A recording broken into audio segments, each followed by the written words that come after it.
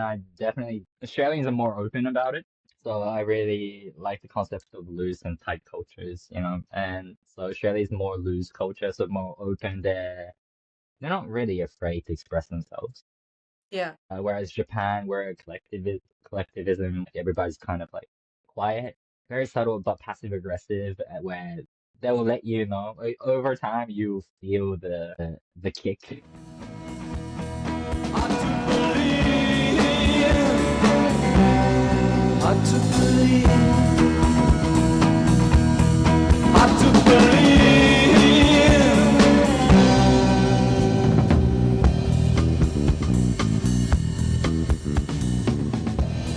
Invisible barriers can be physical, social, emotional, cognitive, or sensory. Or they can be the subtle ways society reacts, responds, or overlooks difference. They affect all of us in different ways across workplaces, schools, families, and communities. Each episode will hear lived experiences that challenge assumptions, spark empathy, and inspire action. My hope is simple: that by listening, we learn to recognize the barriers we can't always see and work together to remove them, one story at a time. This podcast has been recorded on the Gold Coast, also known as Kumbameri Country, part of the Yugambeh language region and home to the saltwater people who have cared for this land and shared their wisdom for over 20,000 years. I acknowledge the traditional custodians of this land and pay my respect to elders past, present, and emerging. If you have a story to share or know someone who's breaking through invisible barriers in their own way, I would love to hear from you. Reach out via social media or email and join the conversation. Welcome to Invisible Barriers, where we celebrate courage, community, and change.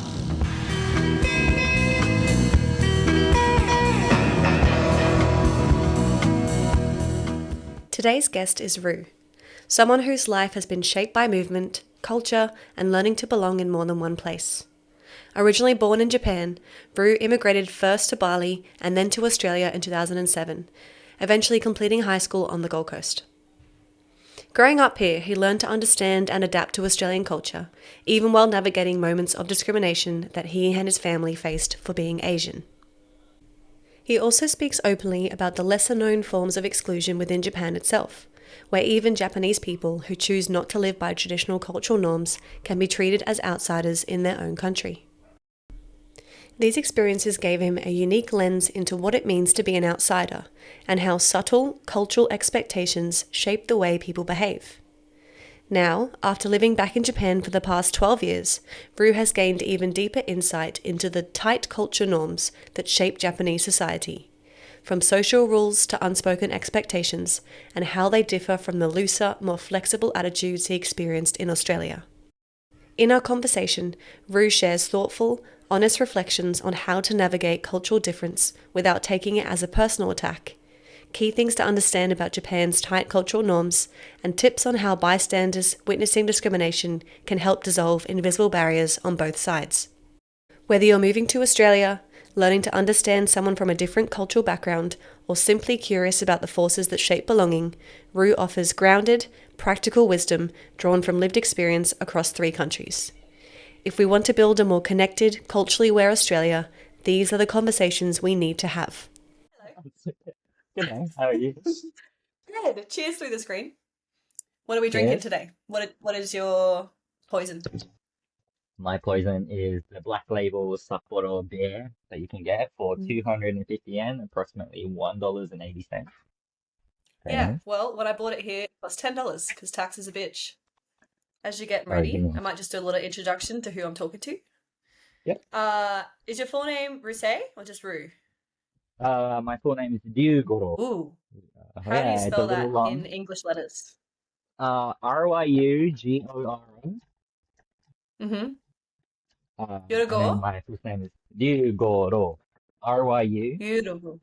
Yeah. And in kanji, what does that mean? Means the first character means dragon, like a traditional dragon. I know it's pretty Asian. And Go means like enlightenment in Buddhism, in Buddhist term. And Ro is just like kind of runs in my family. So my dad's full name is Kenjiro, and my granddad's name is Shiro. So we have this little little, what do you call it? It's almost like son at the end of the name, Yeah, but we yeah. have it in that family way. Yeah. It's pretty cool. Would you Yeah. say your family is quite traditional in that sense? So we do have our traditional, like a bit like strict, the traditional Asian kind of theme part of our family. At the same time, though, we do, like my grandparents used to travel abroad quite often, back in the day as well. So they kind of knew the world and therefore kind of told my dad to travel the world, I think. Therefore, and then he went to Australia for working holiday for 3 years, I think, 2, 3 years. And then, yeah, and then he started a company after that. So I think, yeah, overall we would say that we're traditional in parts, but I think we kind of derailed out of that through like international interactions, etc. Yeah. So then when little Rue came into the world, what was your childhood like? Can you talk me about where you were born and what it was like where you grew up? Yes, of course. So I was born in 1995. I was born in Yokohama, Japan. So pretty like a international like whole area of Japan. Um, I stayed in Japan around the same area in Yokosuka, probably like an hour south from there. I lived there until I was in year three. And just one morning, well, actually, one of the evening, my dad just took me and my two sisters down to the beach, and he was like, "Hey, man, like, what do you think about living in Bali?" And I didn't know where Bali was. I was like, "Okay, sounds pretty cool because you get to do the shit that or stuff that you don't get to do with your friends, and your friends don't get to do." And so I was like, "Okay, I'm in." And so he took us to Bali. Didn't speak a word of English actually, and I was in an international school there where I was, learning English, trying to like interact with a lot of people. Um, and this was really good for me because I then really got to know every nationality in that one school, and that really kind of gave me like opened my eyes to the whole global, what it is to live as a global human being. And I, yeah, that was really eye-opening 2 years for me. And I picked up like English, sort of like a conversational English, and I moved to Australia in year seven because, all because my dad's work, he's an importer, so he would travel to different countries and try to come up with like a product that they can import or create with our company, with our country as well.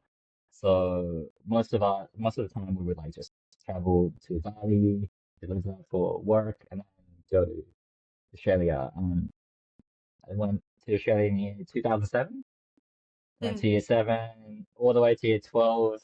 Was supposed to go to uni there, but I was like, I met somebody who was like, hey, the Japanese uni is pretty good as well. And I was like, okay, I think I should go because, I look Japanese and, I think I should know a bit about my culture. So, I was originally planning for 1 year and been here for 12 years now.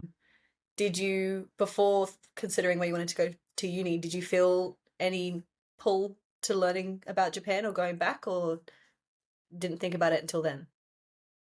Ah, that's a good question. I really didn't. I didn't like going back to Japan actually. Each year I went back every year, and Yeah. it was like it's fun. Japan's a fun place when you travel there for a holiday. You really get that exciting like you know flashy street lights. Mm. The food's nice, Shinjuku. so cheap. Mm. Yeah, yeah, exactly right. And you get to go in the arcade, and everything you like is just all there, and you never get bored, and In the that's city. good. But yeah, that's good. But at the same time, it's just I don't know. I didn't really get to spend the New Year's in Australia, where my friends were Mm. just like always either partying it up or whatever on Yeah. vendors or whatever they like to call it, Duffing the and ritual. yeah, yeah, yeah. Yeah. I don't want to call anybody out, so I'll just leave it there. But yeah, so I didn't really get to join in on the fun. So I was kind of like resenting my parents for taking me back each year, which is quite a spoiled thing to do because they're taking you back each year for a travel, but you're like, I don't really want to. So Mm. yeah, but Yeah, in it's the at long certain run, and ages. yeah, yeah. Until You don't then, want I to be with didn't your really friends. want to learn the culture, so I was like. yeah, it just kicked in actually, like towards the end of year 12. So I was like, hey, I don't know anything about Japan, and I probably should, and that kind of maybe I should go back kind of really excited me for a new chapter. And yeah, like speaking a bit of Japanese definitely did help. But yeah, Yeah, moving back we'll to see. Japan, you mean? Like, Yeah, because you would have spoken English, but like primarily at school and with your friends and stuff. But what was yeah, home, or did you speak Japanese still at home? yeah. So I lived with my mom and she spoke Japanese. She does speak Mm. English, but it's just that not on a fluent level, so it was always easier to just converse in Japanese. I wanted to invite you on because the podcast is called Invisible Barriers, and through some of the conversations we had, I guess you've shared a few things about what it's like looking a certain way, sounding a certain way, and the way that Hmm. people treat you differently in a few countries because For sure. they, Yep. yeah. Um, I think I butchered that introduction, but would you like to share kind of what your experience was like good things and bad things of being Japanese and potentially like limited English first up Mm. when you first came? Right. So to give you context, like I was say 10 years old when I first went to an international school in Bali, and that, as I said, was a really eye-opening experience because you had Koreans, people from Netherlands, Greek, just all over the country. And, these people bring their culture in. And, this can be seen at lunchtimes during even, because we're eating completely different things. And there we're just sharing, like food, etc. And that was, in a nutshell, really, it was really warm for me because I think it was the environment as well, because that country didn't belong to any of us. So we were all visitors, and we're all just sharing this one moment, and we're all speaking English. That I think there was the kind of like bullying where not really bullying, just like where I didn't speak English, and I really found it frustrating, really, to get my point across, and you know, um. And when you can't really get your point across, you get really annoyed and you're constantly angry and you have clashes with your friends until you sort of start figuring out, these um, yeah, so-called barriers. I think that would be the language barrier, but that is definitely a huge part of it, where I was able to overcome that pretty easily. And um, yeah, and I came back. I went to Australia in 2007, and because I then kind of aged, I kind of grew up a little bit. I'm like 14, 13, beginning of 13, yeah, 13 at this time.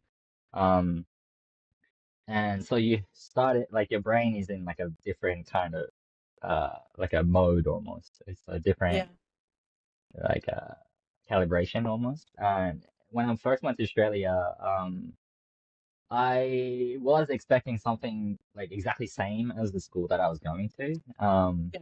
But it was completely like it wasn't the same. It was Australia with Australian people. And luckily I We did all have grow like a up couple of there. Asian, yeah. Like, I mean, I had a couple of like Asian friends as well, but they're nowhere near as common as Indonesia, obviously. But it's it was I don't think I was really scared, or like I didn't really feel isolated for the first 6 months. Yeah, I think I was like, this is a beautiful place. Everybody's like saying hello to each other, at least, and everybody seems friendly. So like that's the really good side. Like I really enjoyed the culture as well. I think I always thought people were really nice here in Australia. I think it's because of the that we don't have that um like an upfront guard almost. It's almost like you're just kind of accepting by default, and then if you're a shit person, then like you kind of get rejected or whatnot. But like that interaction kind of is open for everybody and is equal to everybody. You're not really going to be repelling just because say your looks, etc. But Yeah. in saying that though, uh for anybody who's been to Australia or who Australians should they know that like when it comes to like race, I wouldn't say racist, but like we there is like I don't know. There's this one phrase that I heard so much through primary school and high school actually. It was that they're telling you like go back to your country. I think you've heard that before. Yeah. And I think it was like a phrase that was just commonly used, and I think it was just a good way for like young adults or teenagers to have a jab at somebody who seemed different. And I personally I didn't really mind that. I did mind it actually. I did sort of feel like, oh, what's wrong? I don't really understand. I didn't really understand why they were so not angry, but like, but there were like certain things that they had to say. And this really, my dad came to visit every say 3 months to Australia, and this really hit my dad really hard because there'll be kids just flipping him off just out of the blue. Like he'll be just walking down the street, and then kids on the BMX will come around like right up in his face and just flip him off, and then they'll ride out like like playing the classic eyes or etc. And that really got him like worked up, I think. In a sense, I think you would. I think if you're in that country just by yourself or you have a family there, and then all these people are To be just so like, open about it, and with yeah, no yeah, yeah. intention, like not even your dad wasn't even interacting with anybody, but for whatever reasons, was it mostly from kids or adults too? I think it's mostly kids. So like this is the part where I'm not. I say kids up to like 19, like teenagers, like up Yeah. until that sort of like those people who just got to prove themselves all the time. Or I think it's in that community of like like 13, 14, 15 year olds there. We're just constantly having to prove ourselves to our friends how good we are, how sick of a person we are. And in midst of all that, you want to act hard, and then there you go, flipping like and who will be the easiest target? There is an Asian, there you go, give him the bird, he doesn't understand. I think it was just that kind of energy that really translated into that. I don't think I really like that phrase of like never attribute to malice when it could be attributed to incompetence, which is they don't really get it yet, and they Yeah. don't. I don't think that they really meant what they did. Like, Yeah. but yeah, most of the time I think it was those kind of thing, and he would take that story back home where he would be like pretty frustrated. And then we would try to figure it out, like, what did we do something? Is it something that we are doing? Like, is it the way we're acting that offends them, etc.? But we kind of talked through it with our family. But I think Yeah. that was like the episode that really highlighted, like, oh, maybe I'm not welcome here. And So when you were experiencing it in school, you didn't really think too much about it. It kind of became something that it was normalized. But then when your dad came and experienced it and he called it out and spoke about it in a serious way, you realized actually, well, that's not okay. Or mm, is that what you mean? Like it was said to you at school a few times, but you didn't really see it as a big deal, or at the time it did upset you. so the more I learned that it was like a bit malicious, like people really intended, they tried to make you feel bad, or I don't know, like it kind of contradicts what I was saying before, but like at start I was kind of, overthinking and thinking into it, thinking like maybe it's like they're aiming this like specifically at me. And when I started thinking that process, um, because you don't really have anybody you can share this experience to when you experience it. You can't really go up Yeah. to an Aussie and be like, I got called an Asian, and then they're going to look at you and be like, yeah, but you are. And then, through your friends, it's fine. But like when you're really just experience this in, like yourself, even you kind of go down that rabbit hole of like maybe it's me, or maybe like what is it that I can do, sort of. Yeah. So And only your then that family understood. retaliation kicks in. Yeah, yeah, yeah.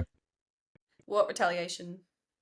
It's more of like, well, it's more of like if they flip you, you flip them back almost. It's like eye Yeah. for an eye, like Yeah. fuck you, kind of.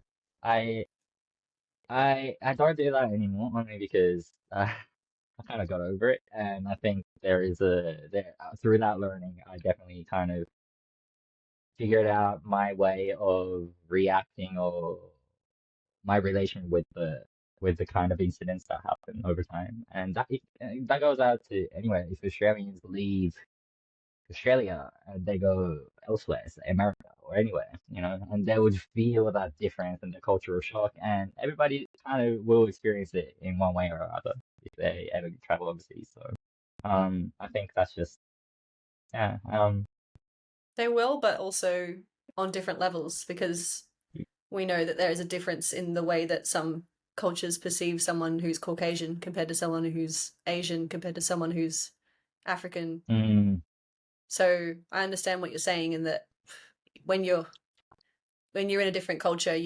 it's a feeling inside that you're different, and it's through either overt comments like what you said or covert things that you notice you're treated a little bit differently because and even like a few of the expats that live in Japan that speak fluent Japanese and have been in Japan for a long time still do experience, I guess, the conception that you're not from here.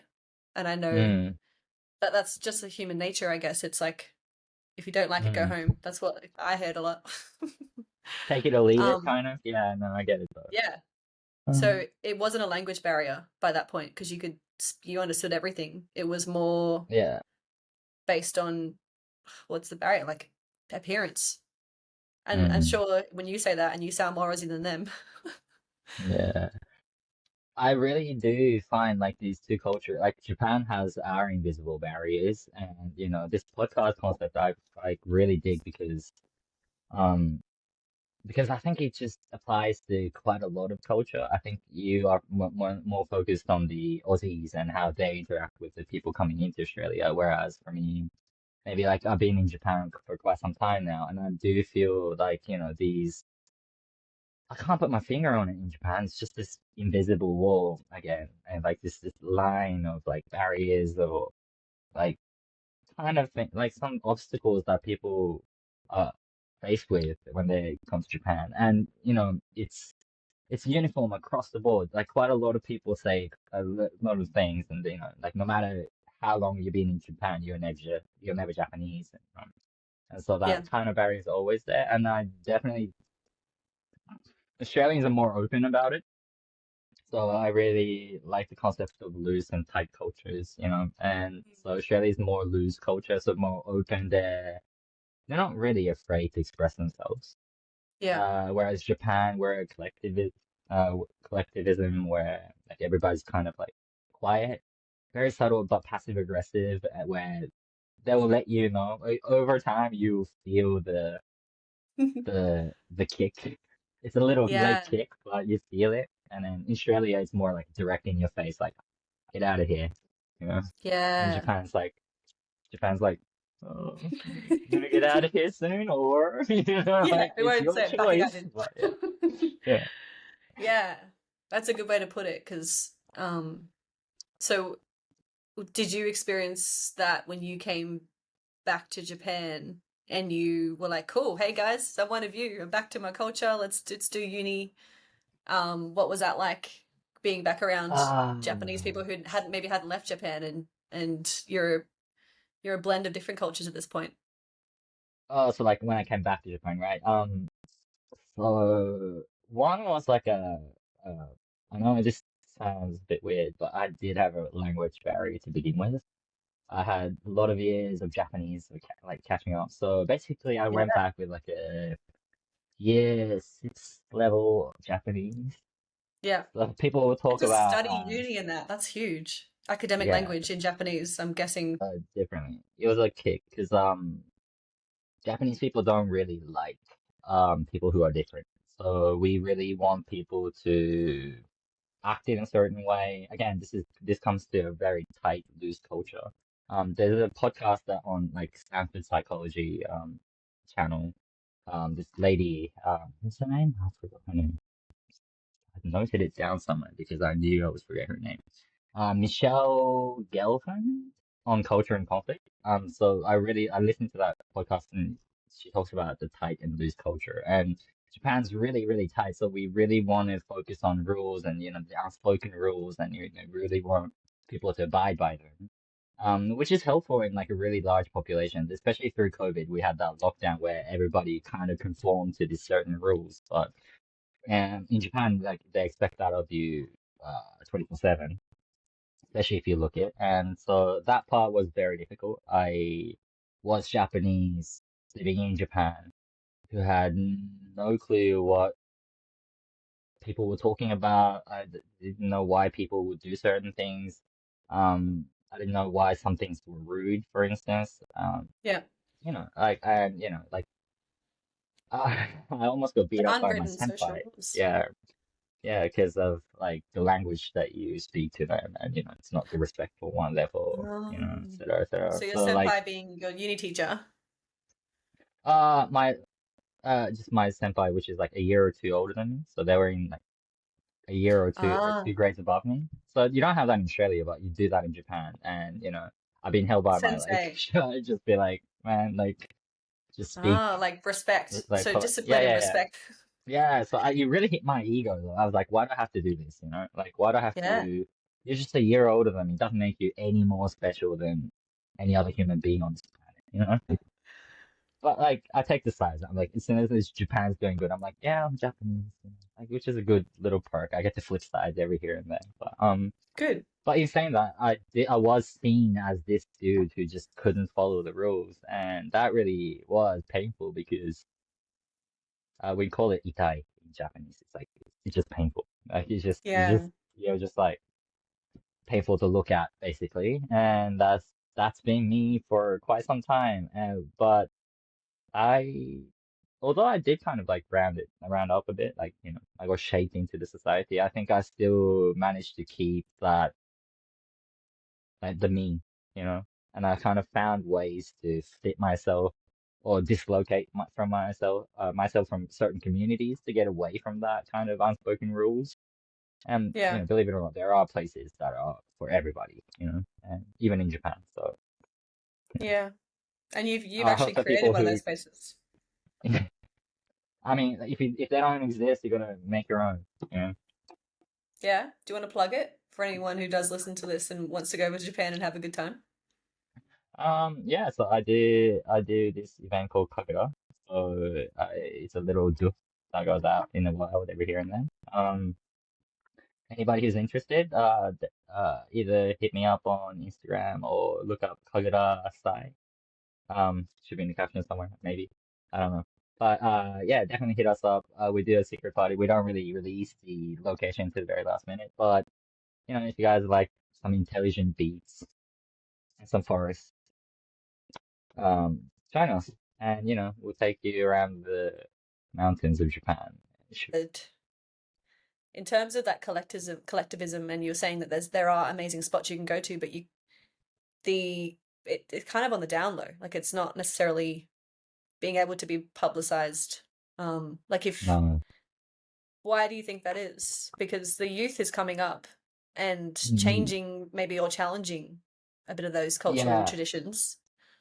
yeah. So this is actually really this could be like a whole topic on its own almost. I think we have a very hierarchical society in Japan. So we do, as I said, for anybody who didn't know the term senpai, and the one that I was talking to, it's somebody who's older than you or who's been in that um the function or the organization before you. So you call them a senpai, so your superior, basically. So we have like a top to bottom, um, like a hierarchical society, and that exists within every, you know, anything in Japan has a senpai kohai. The circles, the universities, even your part-time jobs. Families.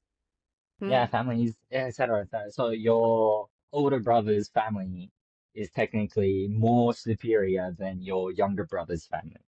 We call it bunken honke. It's a very old traditional way of thinking, but in some families they still exist, and I think it's embedded. And we didn't really have time to after the we've been westernized. We didn't really have time to exclude that out of our economy. Like India or other countries who's been westernized over a long period of time, we've been just like, let's go, and then just everything else turned Western, and the core fundamental Japanese belief just stayed to be like And this was kind of taught by like it was an idea prompted by somebody that I know, and I really kind of expanded in me, and I really truly believe so because it kind of stuck, and it's a weird dynamic because we're like, we act like we're westernized, we act talk all this globalism, but Tourism is massive, then yeah. but then we have this like the rules that never changed, it's just always there. And then the hierarchical society, like, sorry, it's just derailing, but I'll get to the point. But like this hierarchy really put people in the Nenko Joritsu is what we call it. We just respect the people elder and their opinion as well. So if they are more conservative people, then the rest of the population becomes conservative because this idea just gets passed down. And we didn't really have that window to question the authority or the people above you, the senpai, because simply because it was just rude and that kind of blocked um, the society from even challenging some of the things that they thought they were wrong or that could improve maybe. But yeah, nowadays it's within like internet, it's become much easier. Like looking at the last election in Japan, it's definitely seen a positive change. With diversity even, or with even people thinking. But until then, we were really focused and fixed into this like unspoken rule and this top-down like hierarchy that we weren't able to say, for instance, go have fun, or like we weren't able to do things that are different to other people. So like playing Yeah. music outside in the wild is not the norm. Therefore, we completely reject it. And in a very tight culture like Japan, we will penalize these things like crazy, you know? In like Yeah. how what does penalizing look like or sound like? So for instance, let's say, I don't know. Okay, let's for instance, drink driving. Let's take that up for once. Australia, you're allowed to drink like one or two standard drinks and then go for a drive. That's fine. And that's because, we have more land, or maybe it's like more freely movable, like less crashes, etc. But in Japan, if you drink alcohol and you drive even for a little bit and they actually do that, because it's illegal, your license gets taken away and I think you're like subjected to like few years in jail or like a massive fine. But like this is like if it's a no-go, then it's completely no-go. And if you break that rule, then we're here to correct you kind of as a Yeah. nation. It's not a slap on the wrist, you know? There's And no mistakes. yeah, exactly. So everybody's kind of like scared to step out of line. And we have a saying like, the nail that sticks out gets hit. So basically, just don't do anything different. Just be the people that everybody wants you to be, and there'll be no problem. Yeah. Conform or Like this else. way. I think now I call Australia really like home because of I don't know. I just feel so much connection towards it. I think no matter how long I've been in Japan, whether I'm Japanese or not, I think the most important parts of my life or my years has been kind of being in Australia, where I got to really learn the culture a bit, and it did, as I said, like it did have like a bit of backlash to begin with. I think people were like, I think it was in that 2008 period as well, where it's like, global financial crisis hit, everybody's sort of poor as well, everybody kind of got a shake, and people were, I'm not calling out any names, so it's fine, but like people were stealing shit from everywhere, the whole like neighborhood it wasn't that safe to begin with. Like, there was like a lot of people fighting all the time. So like, and Yeah. that backlash is definitely hit on me, where I was like, I had people waiting for me by like the front gate of school trying to fight me because etc. But I think that was like a really it really gives you that kick. But like over time, you realize that's just the way that people kind of communicate with each other, especially in Australia, in a very multicultural country, where it's like everybody's from everywhere. If you're white, you're not really like from Australia, like you're from elsewhere that you came to Australia. Yeah. And we learn to accept that with like, with so little, like we don't really have much history behind us. Um, and compared to other countries, like tens of Yeah. thousands of years, or etc. As Australia's what? Uh, Aboriginal community, yes. We're talking about like, Australia as sort of Captain Cook, but Yeah. other Yeah. than Yeah. that, but yeah, I definitely feel that. I felt the confusion hit, and my like part of rejection kind of hit, and then I was so lucky though. Like through high school, I had so many good friends who would stick up for me, and I would come back from Japan for like a year, and I would like reconnect with these people all around, and I feel more and more home the more I visited. So Yeah. it was really bad at the beginning, I'd say. Like, and that would be the worst point. And, I think it's just kind of you find a way to climb yourself back up. Well, it's more of like how you relate with the discrimination because it'll always be there. What really helped me was just that I kind of just didn't relate that specific discrimination to me directly. So I don't know if you understand, like, if I put it in this way, maybe say if you like the color red, right?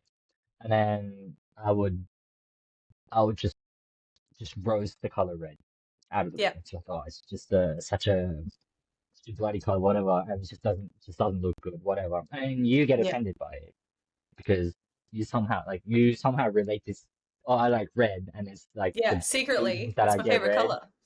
Yeah, and then you would kind of like relate it to yourself. Therefore, whatever he's saying, whatever I'm saying at the color red, you're now taking it as so personally, and then you're letting it feed into you know, your mind. And so therefore, like I, I like to kind of change that mindset a bit.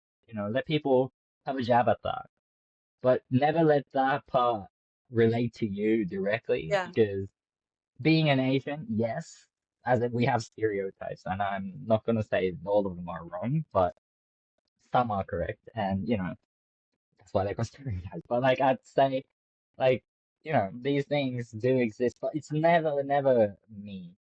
Like as a whole, as a collective, like Their yeah, opinion you doesn't could say take that away about from me. who I am and the fact that I Yeah, yeah, like this thing or I am this thing. It's yeah, more yeah. saying it's something about that person and it's their problem that they don't like that whole collective, whatever red represents. They have a Yeah, problem with it, and that's their problem. It's not a problem that I associate with that because it's an opinion. yeah, exactly. Right, exactly. So like It's I not a learned to fact. take it as yeah. So like for me, like the changing the mindset was huge for me. It really did help me out. But like going back in 2016 and 17, I went back to Australia for a year. I really learned that there are so many other subcultures or like cultures that really help you. Like I don't know, just get the fuck over it. Get over it. I went back to Australia. I really learned the progressive psytrance culture, like bush stuff culture, and it really connected me to music and different parts of Australia, different people of Australia. And what I figured out is like, in no matter what country you're in, like if you're facing discrimination and stuff, just go and find the communities that are too busy doing their shit than to discriminate. So like people of like trans community or like this progressive like youth culture, they love music, they love going out, they love partying out there, and they love these things so much that